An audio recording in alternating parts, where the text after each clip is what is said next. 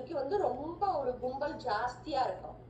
அந்த கும்பல்ல வந்து நல்ல வசதியான ஒரு ஹஸ்பண்ட் அண்ட் ஒய்ஃப். பாவம் நல்ல சாரி கட்டி இதுவா இருக்காங்க. அவங்க நிறைய பழங்கள் பூ எல்லாம் எடுத்துன்னு வந்து பெரியவா முன்னாடி கடை பரப்பி நின்று இருக்கா. பாக்குறதுக்கே நல்லா தெரியுது அவங்க ரெண்டு பேரும் நல்ல வசதியானவங்க அப்படின்னு. ஆனா மூஞ்சியில வந்து ஒரு மாதிரி அவங்க ரெண்டு பேருக்குமே ஒரு சோபையே இல்ல. மூஞ்சி ஃபுல்லா ஒரு மாதிரி விரக்தின்னு சொல்லுவோம் இல்லையா, அந்த மாதிரி இருக்காங்க. ஏன் இவங்க ரெண்டு பேரும் வந்து இவ்வளவு விரக்தியா இருக்காங்கிறது வந்து எல்லாருக்குமே தோன்றது. ஒரு மாதிரி அது சலிப்போட நின்னு பெரியவா அப்படிங்கிற மாதிரி பெரியவாளையே பாத்துட்டு இருக்காங்க. பெரியவா என்ன பண்ற, ஒவ்வொருத்தருக்கா பிரசாதம் கொடுத்துட்டே வரும்போது இவாளை வெயிட் பண்ண சொல்லிட்டு கடைசியா வான்னு கை காமிக்கிறான். சரின்ட்டு இவாளும் போய் கடைசியா நிக்கிறா. நின்னுட்டு அப்புறம் திருப்பி அந்த ரவுண்ட் அடிச்சு நேர பெரியவா கிட்ட போனோடனே பெரியவா முதல்ல இது பண்ணிட்டு என்ன பிரச்சனை உனக்கு அப்படின்னு சொல்றான். அதுக்கு அவர் சொல்ற, பெரியவா எனக்கு பிரச்சனைன்னு எதுவுமே கிடையாது. பகவானோட அனுகிரகத்தினால எனக்கு வந்து நல்ல ஒய்ஃப் இவ இருக்கா. எல்லாமே என்ன பாத்துக்கிறா, ரொம்ப நல்லா இது பண்றா. இவனும் ஒர்க் பண்றா, நானும் ஒர்க் பண்றேன். தேவைக்கு அதிகமான பணம் இருக்கு, நகை நட்டு இடம் எல்லாம் இருக்கு. ஆனா எனக்கு மனசுல வந்து ஒரு திருப்தியே இல்ல, ரொம்ப விரக்தியா இருக்கு அப்படின்னு அவகிட்ட பாக்குறா பெரியவா. அவளும் அதே சொல்றா, ஆமா பெரியவா எனக்கும் வந்து ரொம்ப விரக்தியா இருக்கு, என்னன்னே தெரியல, எங்களுக்கு வந்து ரொம்ப மனசுக்கு ஒரு மாதிரி கஷ்டமா இருக்கு அப்படின்ற. இத்தனை இருந்துமா உனக்கு கஷ்டம் அப்படின்னு பெரியவா சிரிச்சுன்னே கேக்குறா. ஆமா அப்படின்ற.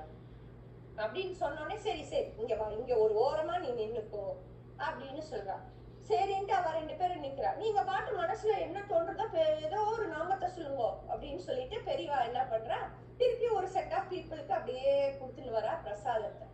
அப்ப பார்த்தோம்னா இன்னொரு கப்பல் அந்த சைடு வரா. அவ வந்து பயங்கர சந்தோஷம். அவளும் நல்ல வசதியான குடும்பத்துலதான். கையில இன்விடேஷன் பூ பழம் எல்லாத்தையும் எடுத்துட்டு பொண்ணையும் கூட்டின்னு அங்க வராங்க. அங்க வந்த உடனே பெரியவாட்ட வந்து, பெரியவா உங்களோட ஆசீர்வாதத்தினால என் பொண்ணுக்கு வந்து கல்யாணம் நிச்சயம் ஆயிடுது. பெரியவா கேக்குறா, யாரு மாப்பிள்ளை பையன், எந்த ஊரு அப்படின்னோட இவ எல்லாம் சொல்றா. ஓ அவளா, நல்ல சம்பந்தம் தான் போ அப்படின்றா பெரியவா. இவாளுக்கு பரம சந்தோஷமா இருக்கு. ஆஹா இப்படி சொல்றாளே அப்படின்னு சொல்லிட்டு அதுக்கப்புறம் இவர் வந்து ஒரே குஷி, என் பொண்ணுக்கு இப்படி பண்ண போறேன், நான் இத்தனை இது பண்ண போறேன், நகை பண்ண போறேன், அந்த பண்ண போறேன். அப்ப பெரியவா சொல்றா, ஒன்னே ஒண்ணு நான் சொல்லட்டுமா அப்படின்றா. என்ன பெரியவா, தாராளமா சொல்லுங்க அந்த பொண்ணை பெத்தவர் சொல்ற. ஒரு நிமிஷம் இரு அப்படின்னு சொல்லிட்டு இந்த விரக்தியா இருக்குன்னு சொன்னா இல்லையா, அந்த கப்பல்ல இருக்கிற அவரை கூப்பிட்டு இங்க வா அப்படின்னு சொல்லிட்டு, நீ வந்து இந்த பொண்ணுக்கு செலவு பண்ணி கல்யாணத்தை பண்ணிடு அப்படின்ற. சொன்ன உடனே இந்த பொண்ணோட அப்பாவுக்கு ரொம்ப கோவம் வந்துடுறது. என் பொண்ணுக்கு நான் கல்யாணம் பண்ணுவேன், எனக்கு அவ்வளவு வசதி இருக்கு, பெரியவான்னு கூட பார்க்காம இது என்ன பெரியவா இது, நான் எப்படி வந்து கல்யாணம் பண்றது, கல்யாணம் பண்ண வைக்கிறது இவாள வச்சு, நான் என் பொண்ணுக்கு நான் தான் பண்ணணும் அப்படின்னு பெரியவா முறைக்கிறான். முறைச்சிட்டு அது மட்டும் இல்ல நீயே தார வாத்து கொடுத்துருன்னு இன்னுமே ஒரு ஏன்டா வந்தோம், இன்விடேஷனை தூக்கின்னு வந்திருக்கவே கூடாதா, என்னோட குழந்தைக்கு இவர் யாரு அப்படின்னு சொன்னோன்னே பெரியவா கைய தூக்கி அப்படியே ஒரு உக்கிரமா ஒரு பார்வையை பாக்குறா. இரு அப்படின்ட்டு முதல்ல அந்த விரக்தியான கப்பலை கூப்பிட்டு அவகிட்ட கைய தூக்கி ரெண்டுன்னு காட்டுறா. இவ ரெண்டு தானே அப்படின்றா. ஆமா பெரியவா வெல வெளத்து போயிடுற. அப்ப மூத்த சம்சாரம் எங்க அப்படின்னு கேக்குற. இல்ல அவளுக்கும் எனக்கும் ஒத்து வரல, அவ எனக்கு வந்து ஸ்டேட்டஸ்க்கும் சரி இதுக்கும் சரி அவ சரியா இல்ல, எனக்கு அவளோட வாழ பிடிக்கல, அதனால அவளை நான் டைவர்ஸ் பண்ணிட்டேன். குழந்தை இருக்கா அவளுக்கு அப்படின்னு கேக்குறா பெரியவா. ஒரு பொன் குழந்தைன்னு கேள்விப்பட்டேன் பெரியவா அப்படின்னு சொல்ற. அப்படியா, இது ரெண்டாவது இல்லையா அப்படின்னு சொல்றாரு. ஆமா பெரியவா இவ ரெண்டாவதா, சரி சரி நில்லு அப்படின்னு சொல்லிட்டு அவரை பார்த்து என்ன சொன்ன, ஓம் பொண்ணா, யார் சொன்னா இது ஓம் பொண்ணுன்னு, இது இவனோட பொண்ணுதான், இவ ஒய்ஃப டைவர்ஸ் பண்ணானே பாவம் இவ இந்த கொடுமை எல்லாம் அனுபவிச்சு அவ வந்து துர்மரணத்தை ஏற்றுட்டா. ரயில் தண்டவாளத்துல அவ குதிச்சு அவ பிராணம் போயிடுது. அப்ப அந்த பிஞ்சு குழந்தை அந்த இடத்துல இருந்ததாங்க, நீ என்ன பண்ண அப்படின்னு கேக்குறாரு. உடனே அவர் சொல்றார், பெரியவா நான் போனோம், நானும் என் ஒய்ஃபும் போனோம், ரயில்வே ஸ்டேஷன்ல இந்த குழந்தை திருன்னு முடிச்சுட்டு பொன் குழந்தையா இருக்கே பாக்கிறதுக்கு அழகா இருக்கேன்ட்டு நாங்களே கூட்டின்னு வந்து வளர்த்தோன்னு.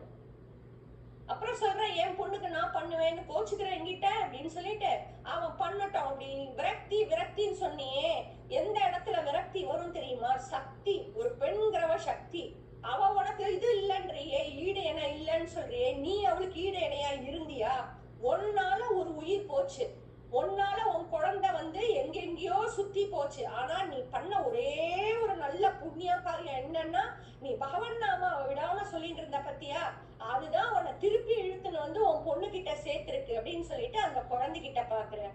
என்னம்மா நீ அம்பாட வேண்டி இல்லையோனோ, எனக்கு அப்பா தார வாத்து கொடுக்கணும், ஜாம் ஜாம் நடக்கணும்னு அப்படின்னு சொல்லிட்டு இவனும் பாவம் தான் உன்னை அம்போன்னு விடாம ரயில்வே ஸ்டேஷன்ல இருந்து கூட்டின்னு வந்து தன் குழந்தை மாதிரி உனக்கு எல்லா செலவு பண்ணி வச்சா இல்லையா, 2 பேரையுமே நீ சரிசமமா பாக்கணும் அப்படின்னு சொல்லிட்டு பெரியவா வந்து அபயஹஸ்தம் காட்டுறா.